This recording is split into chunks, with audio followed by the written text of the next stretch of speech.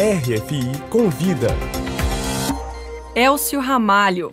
A Rádio França Internacional tem o prazer hoje de receber em seus estúdios o professor da Faculdade de Ciências Sociais da Universidade Federal de Goiás, Flávio Sofiati. Muito obrigado pela sua participação aqui no RFI Convida, Flávio. Seja bem-vindo. Obrigado, Elcio. Eu que agradeço a oportunidade para apresentar um pouquinho os meus estudos sobre a realidade do catolicismo no Brasil. Exatamente. Você, inclusive, é pesquisador aqui da Escola de Altos Estudos em Ciências Sociais, está fazendo uma pesquisa e, recentemente, proferiu uma palestra sobre o tema, então, da sua pesquisa, como você mesmo anunciou, o catolicismo no Brasil contemporâneo, abordagens sociológicas.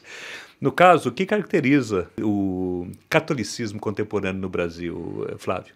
Pois é, a gente apresentou um pouco os resultados finais das minhas pesquisas recentes no Brasil. Eu comecei um estudo em 2015, que, enfim, a previsão é de terminar em 2021, que é para fazer um levantamento sobre a atual constituição do catolicismo no Brasil, com uma temporada aqui na França, um séjour de um ano, para fazer também um levantamento da realidade francesa, que tem algumas diferenças com o caso brasileiro. São iguais quando a gente pensa a questão da diminuição do número de católicos, tanto no Brasil como aqui na França a gente tem tido essa diminuição, mas o caso brasileiro tem uma diferença significativa com relação ao caso francês por conta da presença pública ainda da Igreja Católica, coisa que na França já é bem diferente. Aqui na França você tem um catolicismo que de fato se recolheu para o espaço privado. Então,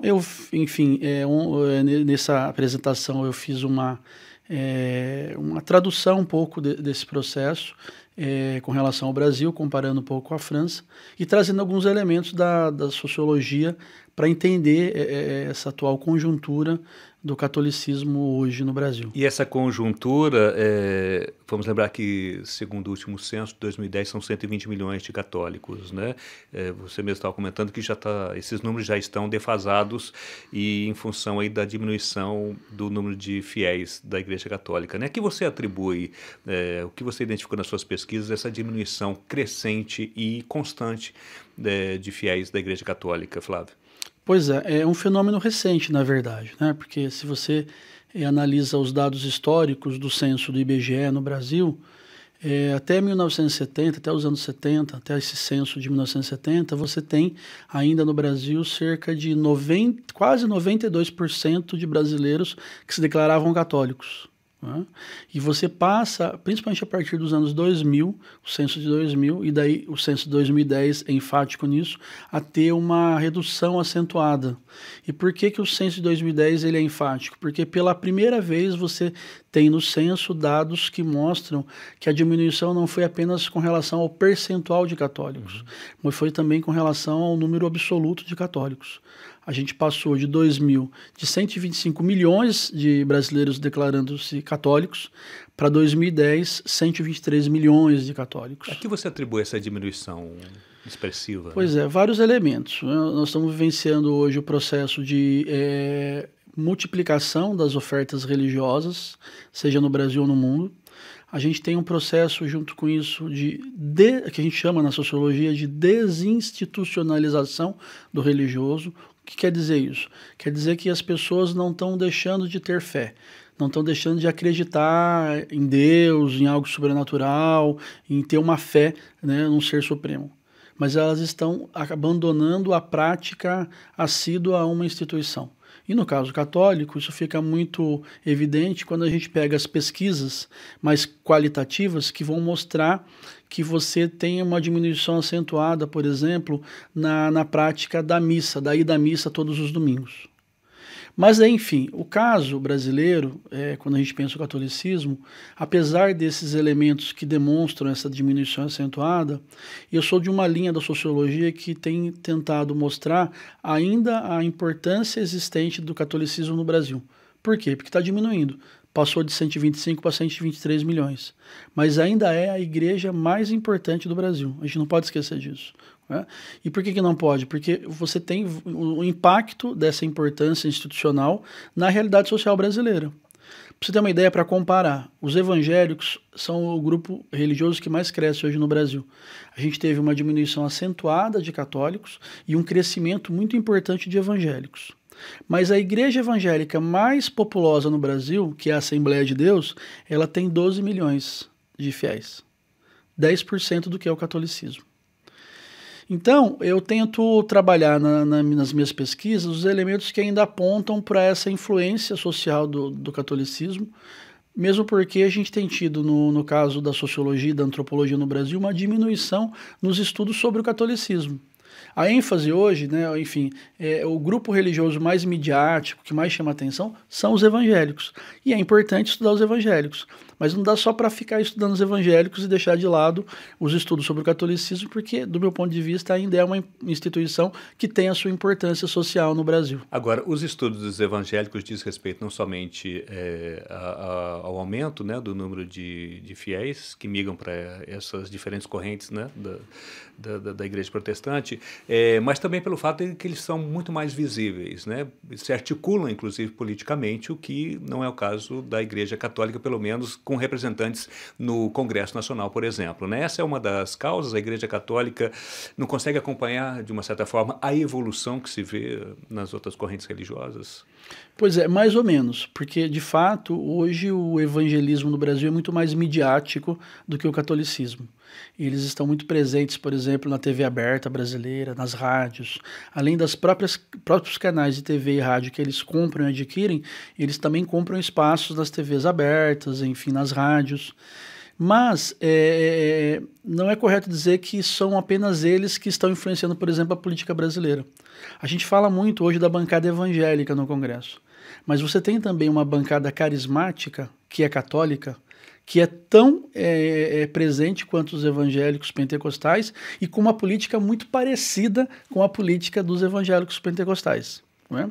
Nós temos muitos estudos sobre os evangélicos na política, mas pouquíssimos estudos que tratam hoje, por exemplo, da presença da bancada carismática no Congresso Nacional, que também é importante. Agora, as pautas, a agenda dessas duas, enfim, comunidades, se podemos dizer assim, são parecidas? No Congresso Nacional, sim. Os temas morais, por exemplo, contra a legalização do aborto, alguns temas ligados à bioética, a questão do casamento homoafetivo, todos esses temas acabam unindo esses dois grupos, e daí você deixa de ter uma bancada evangélica para ter uma bancada da Bíblia, não é? Uma bancada cristã, que se mobiliza contra essas pautas, contra algumas pautas feministas, né, que você tem no Congresso, com relação a direitos das mulheres, enfim.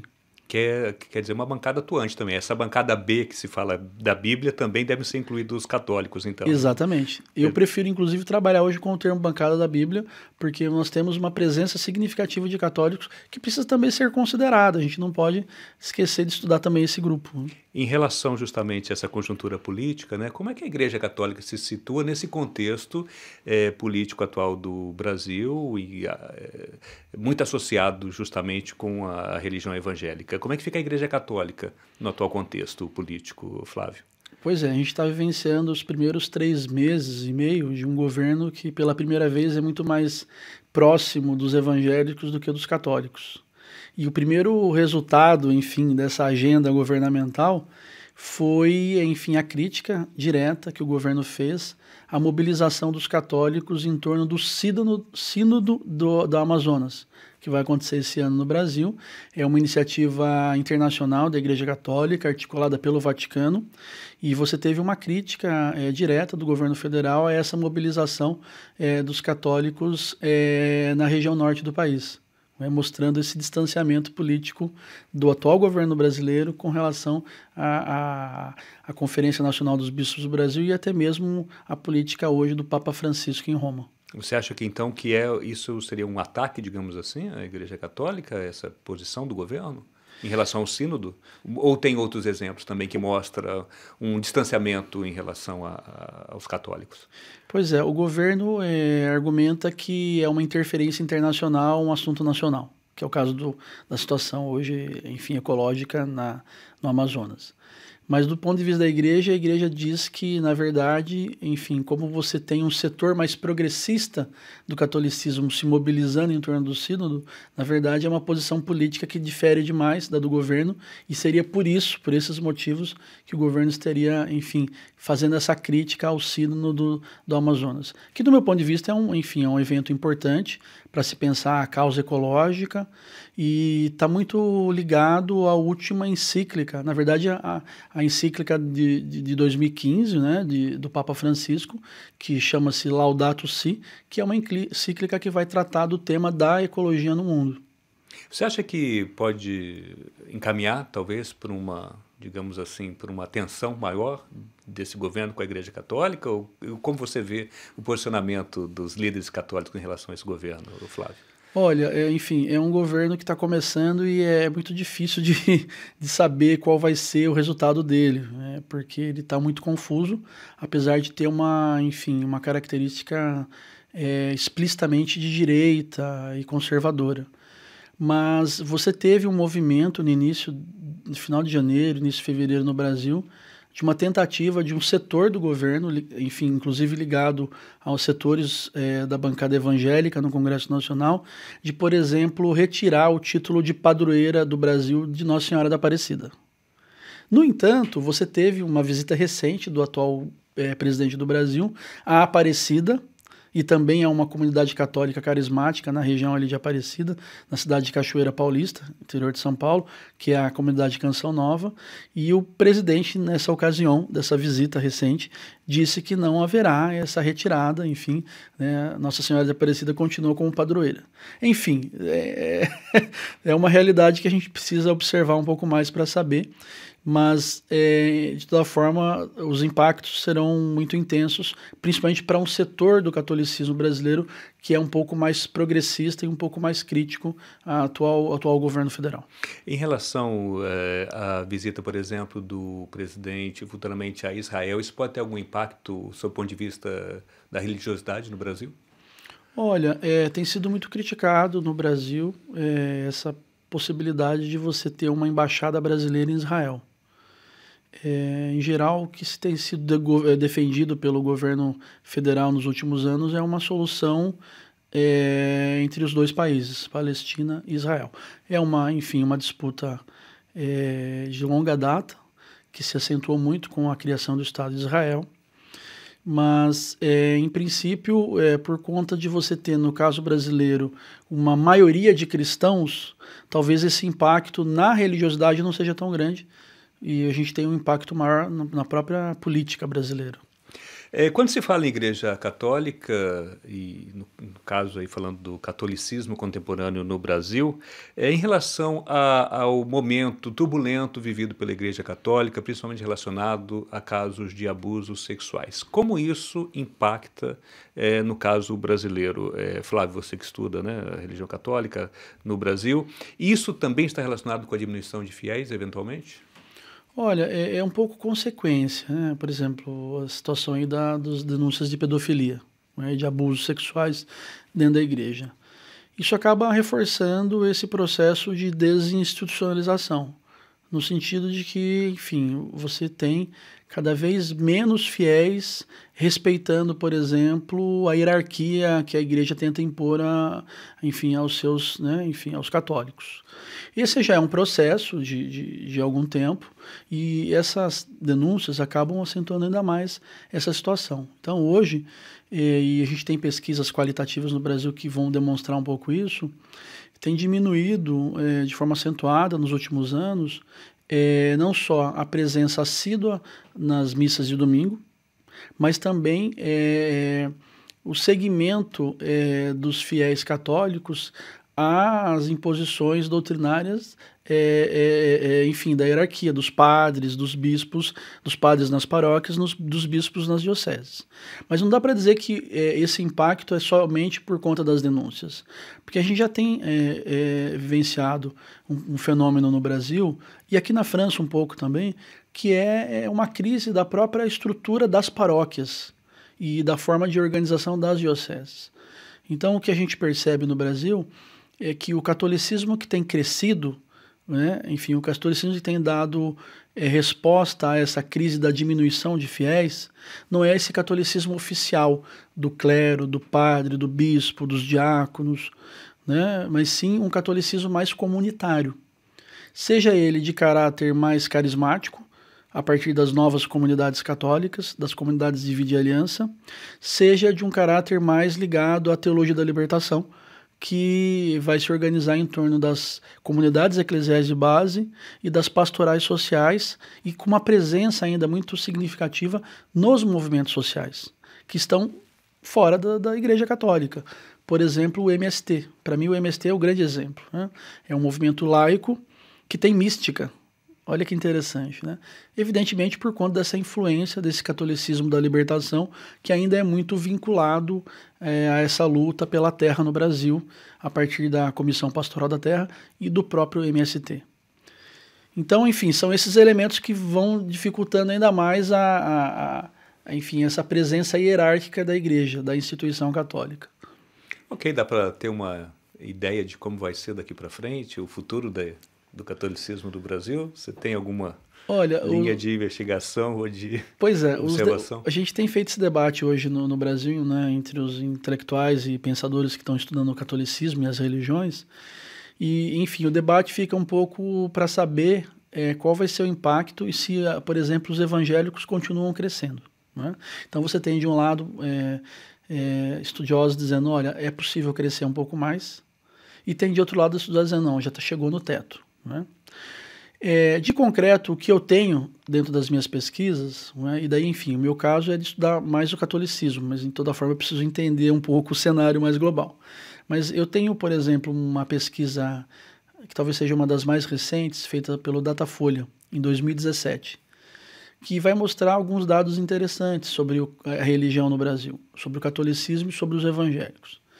O dado interessante sobre o catolicismo é que, bem, se a gente comparar com o último censo de 2010, né, você continua tendo diminuição de católicos. Porque essa pesquisa do Datafolha de 2017 mostra que em 2017 o Brasil é composto por somente 50% de católicos. Todavia, quando a gente pega os números com relação aos evangélicos e for comparar com o IBGE, né, o censo de 2010, no censo de 2010 mostrava que os evangélicos eram, em 2010, 22% da população. Nessa pesquisa do Datafolha de 2017, eles continuam com 22%. Ou seja, você continua tendo a diminuição de católicos, mas não continua tendo o crescimento tão acentuado de evangélicos. Então, a gente tem que esperar um pouco o censo do próximo ano para saber como vai ser a situação nacional e, o mais importante, né, a comunidade acadêmica em torno da sociologia, da antropologia da religião tem que continuar as pesquisas, as enquetes locais e qualitativos para entender principalmente esse processo de diversificação do religioso. Porque até mesmo dentro da Igreja Católica, você não tem apenas uma única maneira de ser católico.